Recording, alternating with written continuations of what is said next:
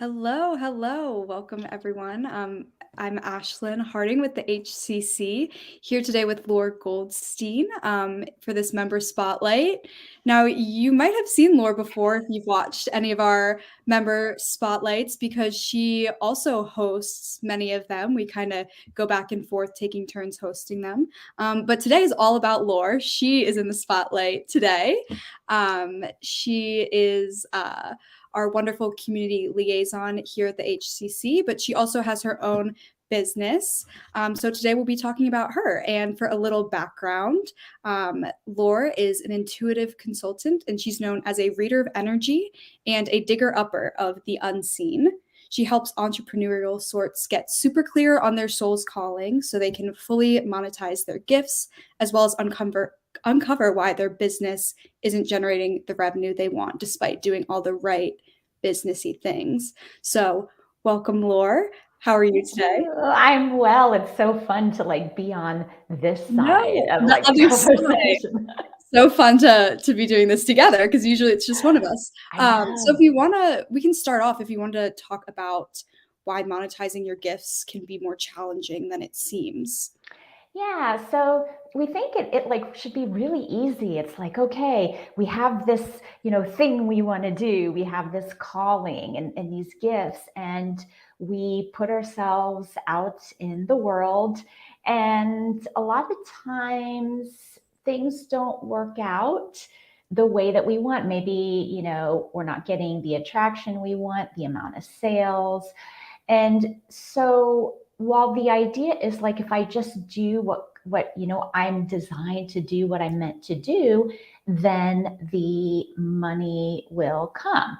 So, you have your calling, you start doing all the right businessy things that you think you're supposed to do, but a couple things happen. So if one of these sounds like you're kind of in the right place because we're going to talk a little bit about how to get over that hump. But first is you feel unfulfilled even though you're doing things you happen to be good at. I don't know if that's happened to you, Ashlyn. I'm really good at this, but I hate doing it. I was actually a web designer for, I don't know, a couple years, and I was really good at, this is back like when you hand coded, HTML. And I was good at it, but I hated it. I was stuck behind a computer and it wasn't fulfilling. And it was very confusing to me because I'm like, how can I hate something that I'm good at? Right. Yeah, I've been there.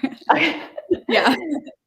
So that's one thing that could happen.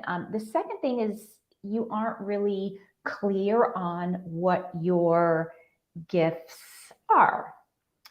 Some of us have a lot of tools in our toolbox. We have a ton of interests and loves, and we're creators, and we could create this and create that. But if we aren't really clear on what those gifts are that can really bring revenue our direction, that can really magnetize us, then we are spinning our circles. So sometimes it's a matter of I have all of these things and I don't know, which one it is.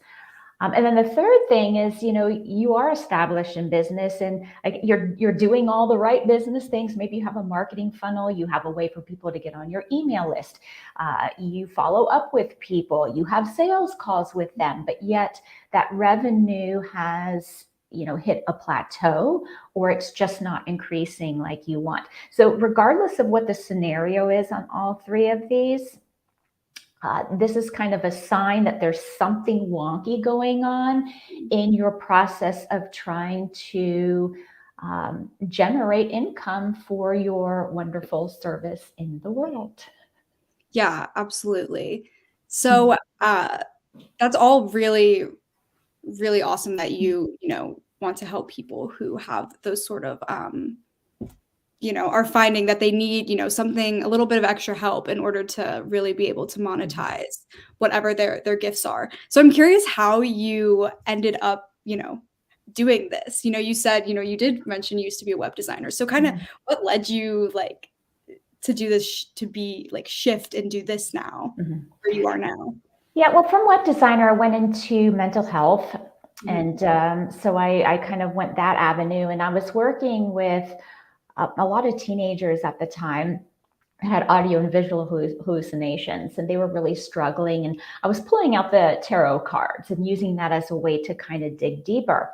And I found that when I really connected them to who they truly were, to their strengths, to their gifts, it was like a game changer for them. The amount of confidence that they experienced, I mean, it just skyrocketed. All of the emotional trauma that they were carrying started to dissipate as we worked through some of those issues. And I just started to realize how important it is to understand your purpose and what you're here to do when it comes to like hope Yeah, absolutely. and joy and living a purposeful life. So that Mhm. was kind of like my first inkling. And as someone too that is like a jack of all trades, like I struggled with, oh my gosh, what is my calling and what am I here to do? And I can do this and I can do website design. And oh my gosh, I'm a teacher too and I want to teach things. Oh, and I teach yoga. I love yoga. Let's talk Kundalini. I'm Yeah, a mental health counselor. Hey, I can heal your emotional pain and or I can help relate on anyone. that. I can relate. There's so many interests, so I get that. Right. So I Yeah. was like, what the heck? And I just started turning all this on myself and experimenting. And I learned about archetypes, which is our personality strengths. If you're in the psychotherapy world, you've heard of Carl Jung. He was a psychotherapist that used archetypes to help people, process their trauma. And so then I realized, you know what? We have these personality strengths, but we also have soul level gifts, like who we are at soul level. But those are often like not the ones that we're bringing forth because we often don't identify with who we are at soul level. We're identifying with like what's going on in our head and what we want and what we desire and what looks good. Mhm. So part of this process is understanding that in order to fully monetize your gifts, you kind of need to know what you got going on at each level. Right. What are your personality strengths? So when you are out there in the world, what are the strengths of like that external part of you? But what are your soul level strengths? Who are you as that spiritual being? And then you want to incorporate that also Mhm. into your work. And then when you are doing things that you happen to be good at, but that you hate doing, it's like, stop doing, Yeah. stop doing those things because it's, blocking you Right. in Right, essence. Yeah. absolutely. Yeah. And I feel like I've definitely noticed that, personally and with people close to a lot of times, yeah, like who we are in the soul level kinda gets it can be hidden for a long time, and we have so many external, pressures that kind of, imprint and impact who we are, and we can, ignore who we are inside. So, I absolutely have experienced, some of what you're talking about. Like, when you finally get in touch with that, it can really make a difference. Yeah, Um, yeah. Getting caught up in the shoulds. I mean, what you're talking about is exactly. well, I should be doing this. I should have this blueprint, for my business where I need to have like a tiny little course first, or give away stuff for free, or have a free consultation call, or meet people one on one, or not have a call, or list my prices, or not. It's like we get caught up in like all of these things we think we should be doing because the Right. experts tell us to as business owners, but that doesn't mean that's in alignment with how you naturally do business. Right, right, absolutely. So Mhm. so I'm curious how when you work with business owners or entrepreneurs, how do you support them in order to help them, grow and flourish in their business? Mhm. I feel like I'm kind of like the clarity giver because Mhm. no matter where someone is, whether they're just starting out and they're like, hey, yeah, you know what, I really want to learn how to monetize my gifts, and I'd like to have this information ahead of time so that I don't like waste time, money, and energy, or whether it's someone that already has a business that's like, no matter what I'm doing, I can't like get past this hump. Clarity is key. Like I teach everybody who they are, both from an archetypal personality perspective, but then also at soul level, because you'd be surprised how many parts are missing. It's like they have like almost all the pieces of the puzzle except for a couple. And when we have that initial part where we really get clear on how you're designed and how you best, create and manifest what you want, and we get to those little pieces that are missing, it's like, oh, this is what I'm not doing. So no matter what stage they're in, the first is always to, let's figure out how you're designed. Okay, got it. Yeah. And then from there, if they have a business that is not meeting their revenue stream potential, we like assess every single area of that business. We look at marketing, we look at the sales structure, we look at the systems and tools that they're using, like software, things like that. We look at ideal client. I mean, how many people have this vision of, well, this is my ideal client? And it's like, no, that's kind of an energetic misalignment to, your gifts. And I'll give you an example of this.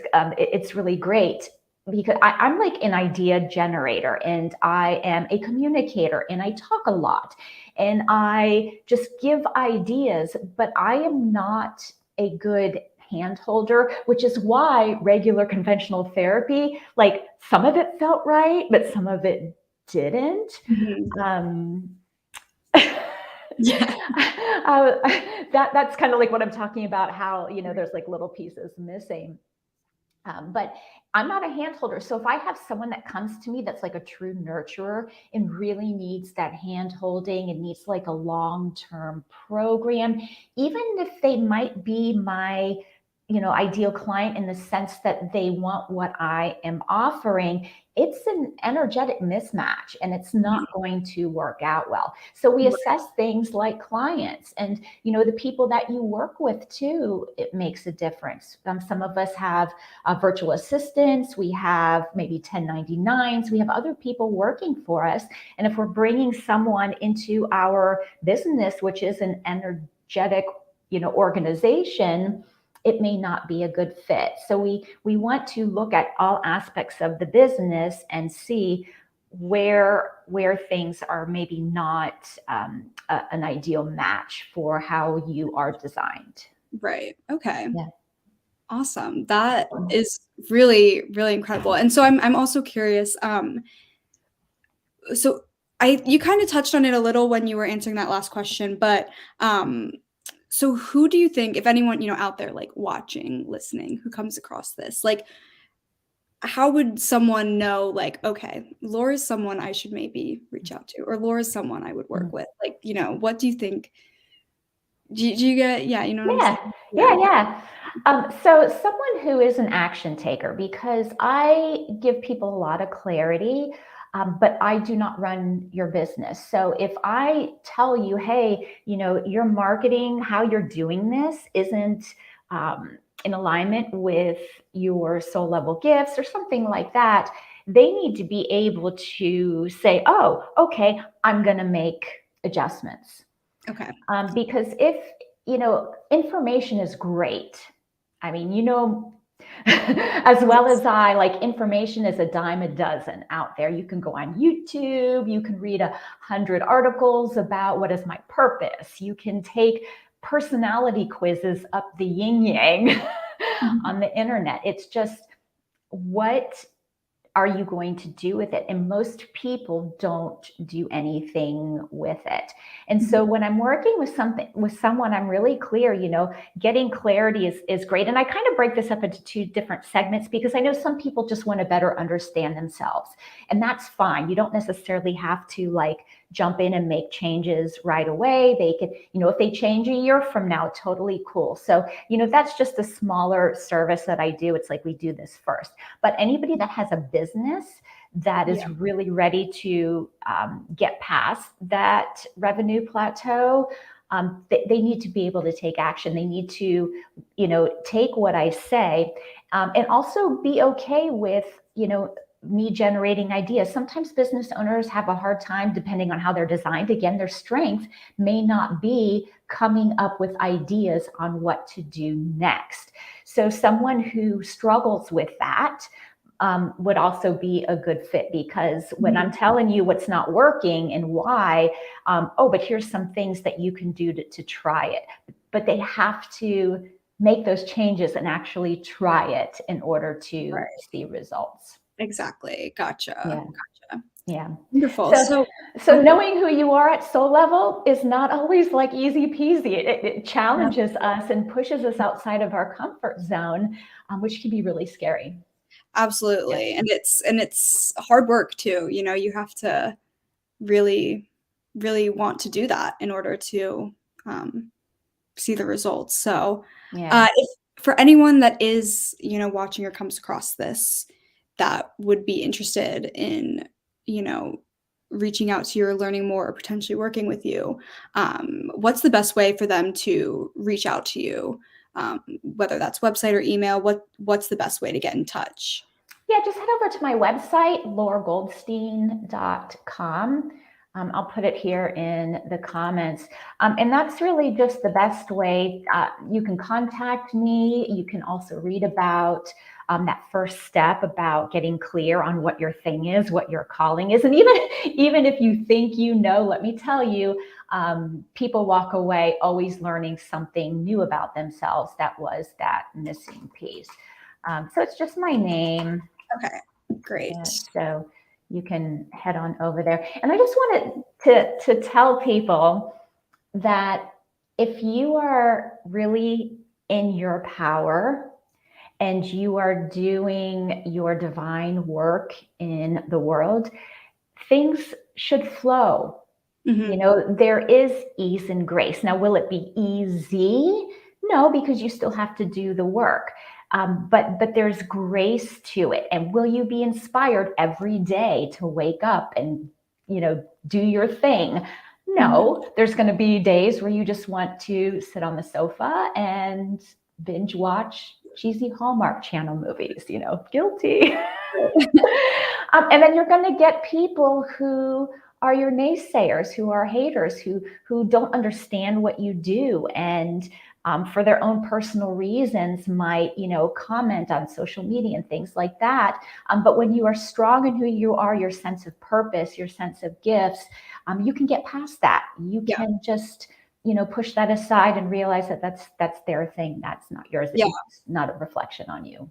Exactly. Exactly. And typically, I feel like the naysayers are typically people who haven't discovered their own soul calling. Because like you said, once you do that and you're, living that every day, you tend to just be a lot more confident in who you are and not, drag others down. Not worried about what everybody else is doing. You're in your flow. It feels right. And you can just focus on that. That's awesome. So is there anything else you want to mention? Anything we haven't touched on that you feels like you want to say right now? I think we, about covered everything. I mean, I feel like it's a total disservice to the world if you are, stuck in confusion, not, really being clear, if you are, just spinning in circles, like throwing spaghetti at the wall, trying to guess and wasting time and resources. I feel all those things are such a disservice, because the more people that we can reach with our work, and we can reach with clarity and confidence and understanding, and we can do it well, the more people we're touching. And the universe knows our world needs that right now. We need way more holistic and spiritual practitioners being successful in the world, in reaching more people. Absolutely. And taking care of themselves too, and not being like the starving artist. Yes, absolutely. Absolutely. Because once you're flourishing, you can help so many more people to also flourish. Yeah. So it was really amazing to learn a little bit more about what you do. It's been super fun talking to you, and it's Likewise. been so fun to have us both on it together. So thank you so much for taking the time, and I hope the rest of your day goes great. And like Lore said, if you want to reach out to her website, loregoldstein.com, she put it in the comments. You can head over there and check her out. All right. See everybody around. Thanks, Ashlyn. Bye, Lore. Have a good one. You too.